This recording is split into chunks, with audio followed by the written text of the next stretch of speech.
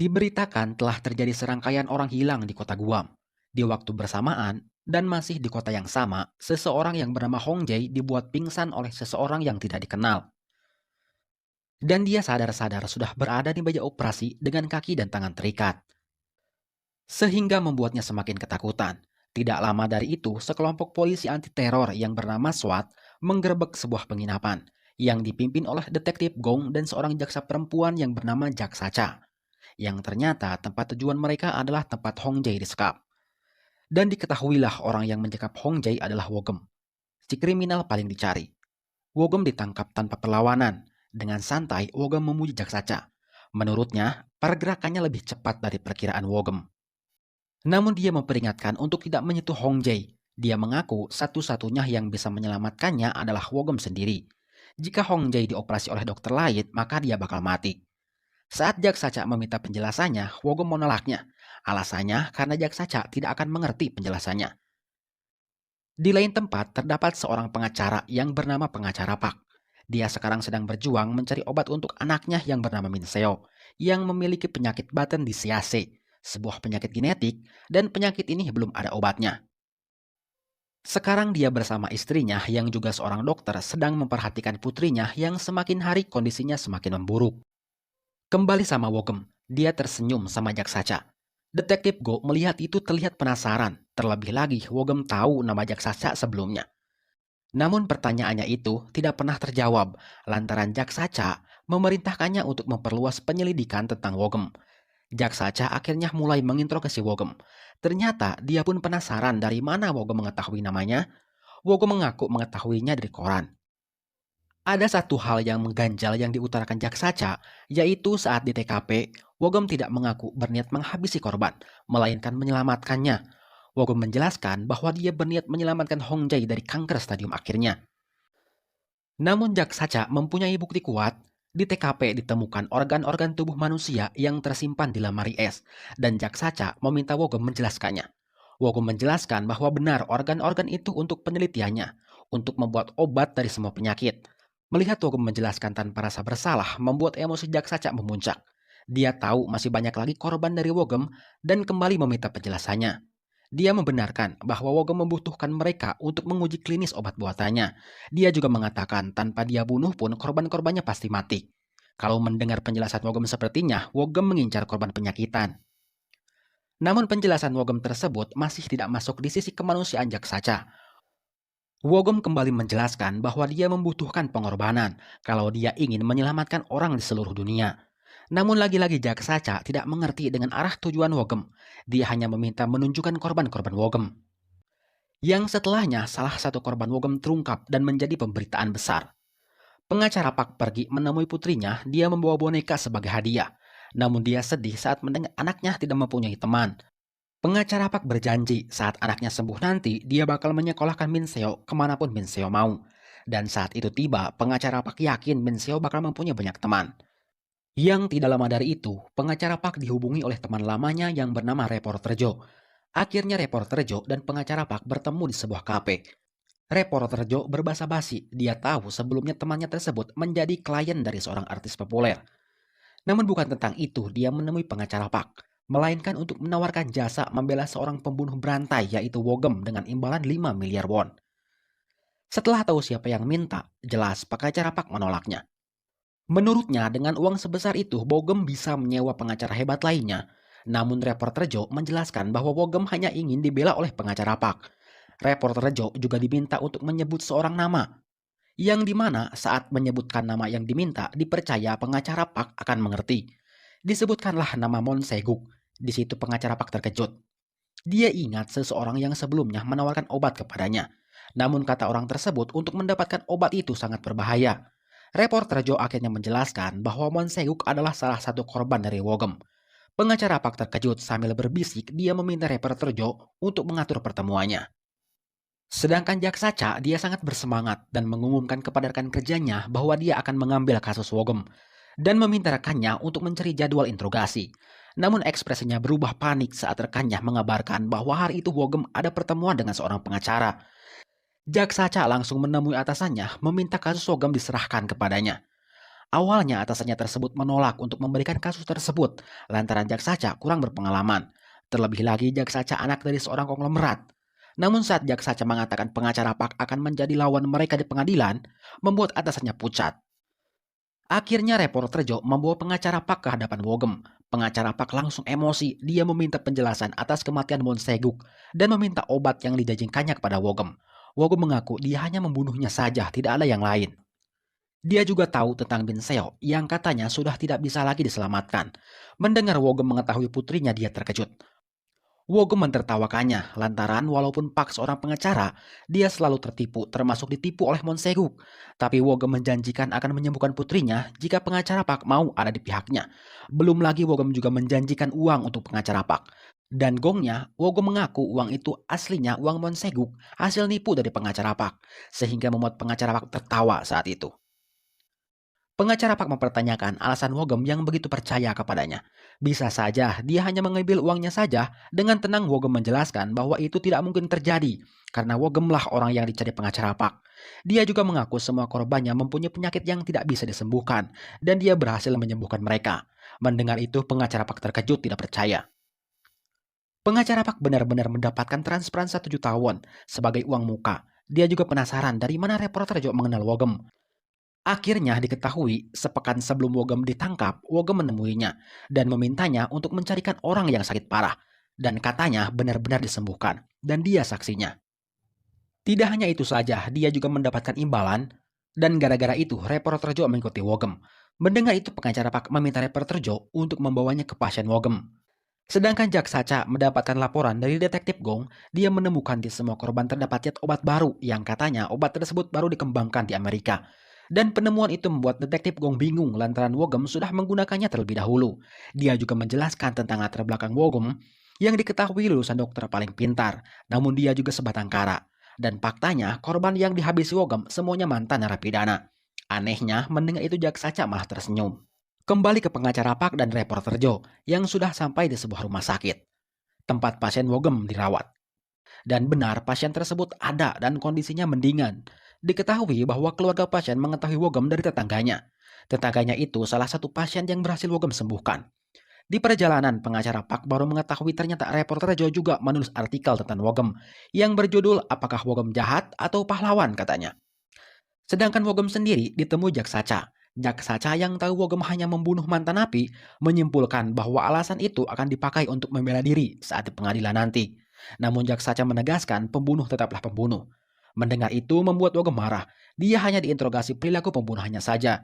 Jaksaca tidak sekalipun menginterogasi berapa banyak orang yang sudah Wogem sembuhkan. Sehingga membuat Wogem ngambek. Jaksaca masih kekeh mempertanyakan hal itu dan meminta Wogem untuk mengatakan di mana korban lainnya. Sekembalinya dari penjara, Jaksaca mencium bahwa saat ini dia sedang dipermainkan. Oleh karena itu, dia tidak akan lagi memaksa Wogem untuk mengatakan di mana korban-korbannya dan meminta detektif Gong untuk mencarinya sendiri. Akhirnya, detektif Gong mendatangi lokasi kejadian dan memeriksa satu persatu rumah yang memiliki CCTV. Sedangkan pengacara Pak dan reporter Joe keduanya sedang mencari tetangga pasien sebelumnya. Di saat mereka istirahat, keduanya melihat sebuah berita yang di mana di berita itu menyebutkan bahwa saat ini pihak kepolisian sedang mengerahkan anggotanya besar-besaran untuk mencari korban Wogem. Dari situ pengacara Pak menyadari sesuatu dan meminta reporter Joe untuk mencari identitas korban. Jaksaca menerima hasil psikotes yang dilakukan kepada Wogem, yang di mana semua pengakuan Wogem dikatakan jujur, jujur tidak membunuh, dan jujur menyelamatkan korban.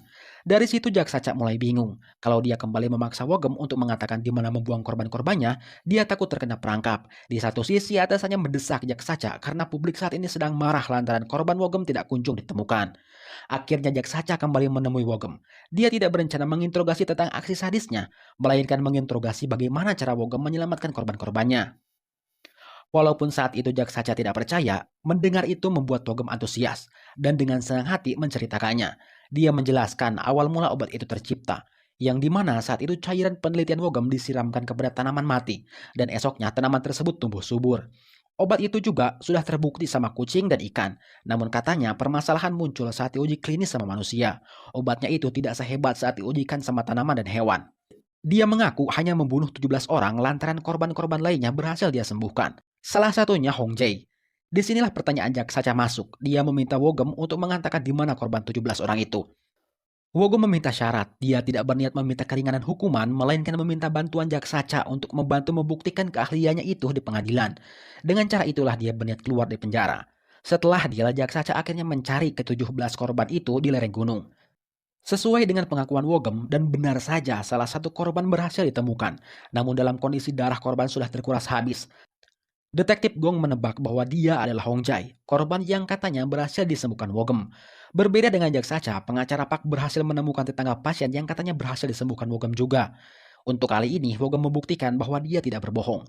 Melihat anak yang sebelumnya sakit dan sekarang melihatnya hidup bahagia, membuat harapan pengacara Pak untuk menyembuhkan Min Seo kembali muncul. Jaksa Ca dan jaksa lainnya melakukan rapat tentang kasus Wogem. Di ruangan itu, Jaksa Ca melaporkan berhasil mendapatkan pengakuan Wogem, sehingga bisa mengetahui di mana korban-korbannya dibuang. Saat jaksa lainnya bertanya apa yang akan dilakukan Jaksa Ca setelahnya, Jaksa Ca teringat dengan kesepakatannya dengan Wogem, dan tanpa ragu Jaksa Ca mengatakan bahwa dia akan menuntut hukum mati. Sedangkan pengacara Pak kembali menemui Wogem. Walaupun sebelumnya sudah melihat pasien yang berhasil Wogem sembuhkan, kenyataannya tidak membuat pengacara Pak yakin Wogem bisa menyembuhkan penyakit anaknya. Akhirnya Wogem menceritakan tentang dirinya yang dulu kecelakaan sampai koma. Saat dia siuman, dokter menjelaskan bahwa Wogem mengalami mutasi darah baru. Dan efek samping dari mutasi darah barunya itu membuat kepala Wogem sering tiba-tiba sakit dan itu sangat menyiksanya. Wogem yang seorang dokter cerdas mencoba meneliti darah spesialnya itu dengan mencampurkan obat-obatan penyembuhan. Dan hasilnya penyakitnya sembuh. Tidak hanya itu saja, dikatakan semua penyakit yang tidak bisa disembuhkan oleh obat buatannya tersebut. Akhirnya persidangan pertama Wogem dimulai. Terlihat sekelompok masyarakat yang berdemo meminta untuk Wogem diadili. Mereka juga terlihat marah kepada pengacara Pak selaku mantan jaksa pusat sekaligus penggiat HAM yang lebih memilih untuk membela Wogem yang didakwa membunuh berantai. Di dalam persidangan, jaksa Cak meminta klarifikasi tentang pernyataan Wogem yang mengatakan Wogem membunuh hanya untuk kebutuhan penelitian obat penyembuhannya. Dan Wogem membenarkan. Terus jaksa Cak juga mendapatkan informasi bahwa 3 tahun yang lalu Wogem koma akibat kecelakaan. Yang setelahnya dikonfirmasi pelaku penabraknya juga menjadi korban pembunuhan Wogem.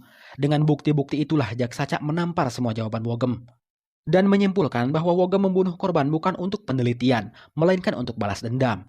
Jaksa Ca mengatakan itu sambil memperlihatkan bukti-bukti asik kejam Wogem kepada korban. Seketika penonton meneriaki Wogem monster, dan Wogem hanya tertawa mendengarnya. Pernyataan Jaksa Ca disanggah oleh pengacara Pak. Dia menyebutkan bahwa tuduhan itu hanya tuduhan pribadi Jaksa Ca saja. Jadi menurutnya tidak fair menilai dari satu sudut pandang saja. Di dalam persidangan, pengacara Pak dengan pede mengatakan tidak hanya akan menjelaskan bagaimana cara Wogem menyembuhkan orang sakit, dia juga akan menghadirkan 6 orang saksi yang berhasil Wogem sembuhkan. Sekembalinya dari persidangan, Wogem menyadari bahwa pernyataan pengacara Pak sebelumnya hanya asal ngomong saja. Ternyata pengacara Pak terpaksa melakukan itu karena momen persidangan saat itu berpihak kepada Jaksa Ca. Selain itu juga apa yang dikatakan Jaksa Ca sejalan dengan pikirannya bahwa Wogem adalah pembunuhnya. Namun demi anaknya, pengacara Pak mengesampingkan itu. Pengacara Pak PD bisa mengumpulkan ke-6 orang saksi itu. Pengacara Pak meminta Wogem untuk tidak memikirkannya. Dia meminta Wogem untuk fokus membuktikan kemampuannya di persidangan selanjutnya. Sejak pengacara Pak membela Wogem, dia dipecat dari Prima Hukum tempatnya bekerja. Salah satu temannya meminta pengacara Pak memikirkan lagi keputusannya untuk membela seorang pembunuh, yang bisa mengakibatkan pengacara Pak sepi job. Selain itu juga, temannya tersebut bisa membujuk direkturnya supaya pengacara Pak tidak dipecat. Sambil melihat foto anaknya, pengacara Pak menolak. Dia keluar hari itu juga, dan sekarang pengacara Pak mendapatkan kantor baru dari reporter Joe. Memang tidak semewah kantor sebelumnya, namun cukup untuk pengacara Pak bekerja. Yang setelahnya, reporter Joe dan pengacara Pak berbincang tentang ke-6 saksi yang akan pengacara Pak datangkan. Reporter Joe menebak jika itu terjadi bisa merubah alur kasus pembunuhan. Namun reporter Joe mendapatkan informasi bahwa saat ini Wogem dipindahkan ke penjara isolasi. Pengacara Pak membenarkan, dia menyadari kejaksaan sedang menekan psikologisnya. Namun pengacara Pak meminta reporter Joe membuat sebuah artikel, dan artikel itu berjudul Kenapa Kejaksaan Mengabaikan Kebenaran. Dan berita itu sampai di kejaksaan, sehingga membuat atasan Jaksa Ca kepanasan. Jaksa Ca mengetahui tentang reporter Joe yang katanya sempat berselisih dengan Jaksa Kejahatan Keuangan. Dan Jaksa Ca berjanji akan membereskan semua masalah yang sekarang timbul. Sedangkan Wogem, dia sekarang dipindahkan ke penjara isolasi, yang dimana kedatangannya disambut hangat oleh penghuni penjara. Namun respon Wogem sungguh santai namun menakutkan. Berpindah lagi ke rumah sakit Jail tempat Min Seo dirawat. Min Seo kembali drop, napasnya, tensi dan denyutnya terus menurun. Melihat anaknya kian hari kian memburuk, membuat pengacara Pak semakin gencar mencari ke-6 saksi untuk membela Wogem. Pengacara Pak menemui ibu pasien yang berhasil Wogem sembuhkan. Namun respon dia tidak Namun respon dia tidak menunjukkan rasa terima kasihnya kepada Wogem. Dia tidak mau menjadi saksi karena takut ketahuan anaknya pernah sakit dan pernah dirawat oleh seorang pembunuh katanya. Dan ternyata semua mantan pasien Wogem menolak untuk menjadi saksi. Pengacara Park meminta reporter Joe untuk membujuk mereka, yang setelahnya mata pengacara Park tertuju kepada orang yang bernama Oh Min Gyu, orang dengan pengidap penyakit yang sama seperti anaknya yang berhasil disembuhkan dari penyakitnya. Pengacara Pak kembali mengunjungi Wogem. Dia menjelaskan semua pasien yang Wogem sembuhkan menolak untuk menjadi saksinya. Mendengar itu membuat Wogem kesal. Menurutnya mereka tidak seperti saat sakit yang memohon-mohon kepadanya meminta disembuhkan. Pengacara Pak menenangkannya mengenai para saksi adalah urusannya katanya. Pengacara Pak terlihat penasaran dengan Oh Mingyu dan meminta alamatnya kepada Wogem. Wogem tersenyum mendengar itu. Dia tahu sekarang pengacara Pak percaya kepadanya. Pengacara Pak meminta Wogem untuk fokus kepada kasusnya dan meminta catatan kesehatan Oh Mingyu. Setelah mendapat informasi dari Wogem, pengacara Pak pergi ke tempat tinggal Wogem yang sudah diberikan garis polisi. Di kamar Wogem juga, akhirnya pengacara Pak berhasil mendapatkan catatan Oh Min Gyu. Namun saat akan memeriksanya, pengacara Pak tanpa sengaja melihat seseorang yang mencurigakan, dan ternyata orang itu adalah konten kreator. Keesokan harinya, pengacara Pak dan jaksa Cha menemui ibu hakim. Mereka ditanya persiapan untuk persidangan selanjutnya. Dengan pede, pengacara Pak mengatakan dia siap dan mengaku sudah mendapatkan keenam saksi yang sudah dijanjikannya dan yakin bisa merubah alur kasus. Namun jaksa Cha menilai merubah alur kasus pembunuhan menjadi kasus yang meringankan Wogem tidak akan pernah terjadi. Perdebatan keduanya dihentikan oleh ibu hakim meminta keduanya untuk berdebat di persidangan saja. Namun perdebatan keduanya berlanjut sampai keluar ruangan. Pengacara Pak mempertanyakan kondisi atasan jaksa Cha setelah menerima pemberitaan di media. Namun jaksa Cha malah meminta pengacara Pak untuk menyampaikan salamnya kepada reporter Joe. Yang tidak lama dari itu, pengacara Pak mendapatkan kabar dari reporter Joe bahwa kantornya digeledah oleh kepolisian. Yang ternyata jaksa Cha melaporkan reporter Joe dengan undang-undang ITE atas pemberitaan yang menyudutkan kejaksaan sebelumnya. Untunglah pengacara Pak datang tepat waktu dia menukar meja kerjanya dengan reporter Joe, sehingga meja reporter Joe aman dari penggeledahan. Setelah kejadian itu, pengacara Pak dan reporter Joe minum-minum. Keduanya masih kesal dengan jaksa Cha, yang ternyata diketahui bahwa jaksa Cha adalah murid pengacara Pak. Dan pengacara Pak mengakui kecerdasan mantan muridnya itu. Tidak lama dari itu, seorang wanita yang bernama Min Gyong datang. Dia adalah rekan kerja pengacara Pak di kantor sebelumnya. Sejak pengacara Pak dipecat, kerja Ming Yong di kantornya hanya jadi tukang fotokopi kantor. Dan sekarang dia meminta pekerjaan kepada pengacara Pak. Reporter Joe menyadari bahwa Ming Yong bakal berguna. Dia meminta pengacara Pak untuk memperkerjakannya. Dan tugas Ming Yong untuk membujuk para saksi. Dan hasilnya Ming Yong berhasil. Namun ternyata para saksi ketakutan, mereka mendapatkan surat pengancaman dari Wogem. Pengacara Pak yang mengetahui itu langsung menemui Wogem. Dia meminta Wogem untuk tidak melakukan sesuatu tanpa seizinnya jika berhubungan dengan persidangan. Hingga akhirnya persidangan selanjutnya dimulai. Di pihak Wogem mendatangkan saksi ibunya Sangwo yang sebelumnya Sangwo diponis mengidap penyakit polio sehingga dari kecil Sangwo tidak bisa berjalan. Ibunya Sangwo membenarkan akan penyakit anaknya itu. Dia juga membenarkan Wogemlah yang menyembuhkannya. Dan ibunya Wogem juga mendapatkan permintaan dari Sangwo untuk menyampaikan rasa terima kasihnya kepada Wogem. Cerita ibunya Sangwo itu disanggah oleh saksi ahli dari pihak kejaksaan. Kejaksaan membawa dokter ahli langsung ke persidangan. Setelah melihat ciri-ciri yang dialami Sangwo saat sakit, dia menyimpulkan bahwa Sangwo salah diagnosis. Bukan penyakit polio dideritanya, melainkan penyakit yang bernama Segawa dan penyakit ini bisa disembuhkan. Tidak hanya ditampar dengan saksi ahli kejaksaan yang masuk akal, pengacara Pak juga dihianati oleh Taejin saksi kedua setelah Sangwo. Dia memilih berpihak menjadi saksi kejaksaan. Dia mengaku benar disembuhkan oleh Wogem namun hanya sementara. Dan sekarang penyakitnya kambuh kembali. Selain itu juga, Taejin melontarkan pernyataan yang memberatkan Wogem. Dia mengaku mendapatkan ancaman dari Wogem. Setelah persidangan usai, pengacara Pak menemui Taejin. Dia meminta penjelasannya, dan Taejin mengaku apa yang diutarakan di persidangan sebuah kebenaran. Perbincangan mereka diam-diam diketahui oleh jaksa Cha, yang setelahnya jaksa Cha dengan sengaja menemui Taejin dan menanyakan tentang apa yang dijelaskan Taejin di persidangan. Ada satu pengakuan yang membuat jaksa Cha shock. Dia mendengar bahwa saat Taejin dinyatakan sembuh setelah memeriksanya kembali di rumah sakit, rupanya dia tidak percaya dan kembali berobat di sebuah rumah sakit. Dari situlah Taejin kembali mendapatkan kabar bahwa penyakitnya kambuh. Jaksa Cha teringat dengan awal pertama kali dia menangkap Wogem. Saat itu Wogem memperingatkan jaksa Cha agar tidak menyentuh Hong Jae dan tidak mencampuri metode medisnya dengan metode medis lainnya jika jaksa Cha tidak ingin Hong Jae kenapa-napa. Setelah mengingat itu, tanpa sadar jaksa Cha menyalahkan Taejin dengan apa yang terjadi kepada Taejin saat ini. Sedangkan Wogem dia marah-marah kepada pengacara Pak. Dia marah saat di persidangan sebelumnya Wogem merasa pengacara Pak kalah telak. Padahal katanya Wogem hanya meminta pengacara Pak membukakan jalan untuk menunjukkan kemampuannya di depan para hakim.